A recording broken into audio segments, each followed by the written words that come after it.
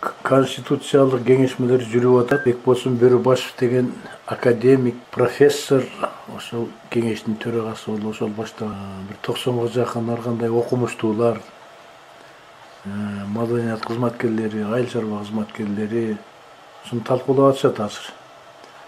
Эми негизги маселе президенттик башкаруу парламенттик болуш керекпи же президенттик башкаруу болуш керекпи деген эки маселе турат да. Эми бизге президент боло турган адамдын ою боюнча күчтүү президент, күчтүү парламент болуш керек деген оюн айтып атат.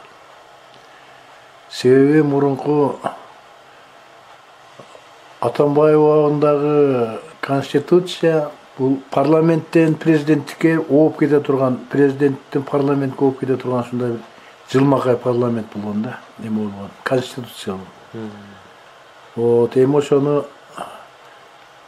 азыр эми мында өкмөт болбойт деген нерсе болуп атат да. Өкмөттүн ордуна ошо бир гана президент жооп бериш керек бардык маселе боюнча. Бүт ошол мамлекеттин ушу жашаш үчүн ошо президенттик башкаруу гана ошо президент жооп бериш керек. Себеби мурунку конституцияда жана Текебаев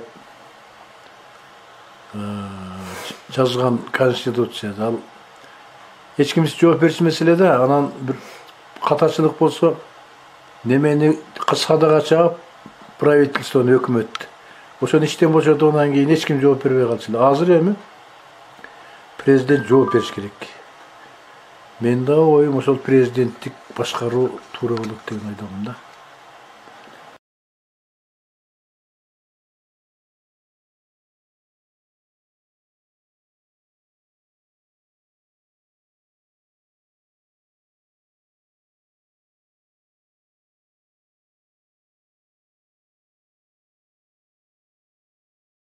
Жашап атат да. Бири-бирине салат экен, бири экинчисине салат экен. Бири жооп берсе, акырына чейин ошодон жооп берет мамлекеттин тагдыры үчүн, элдин тагдыры үчүн. 30 жылдан бери мынакей аны кылдык, муну кылдык, эч нерсе өзгөрүлгөн жок. Азыр арка карап кетип атабыз, азыркы батып атабыз. Эми бир иштейм деген бир жакшы ушу кадр келип атканда, шуну колдоп, шунун бир Münesine bir görevliçi bir 2 yıl işletip görevliçi. Memleket 2 yılda öz bilinet özü kayak et otkanı için. Şu menda şu prezidentin, jeke prezidentin başkarışına zamın men özüm oyun boyunca da özüm oyun jeke oyun. Jeke oyun şunda.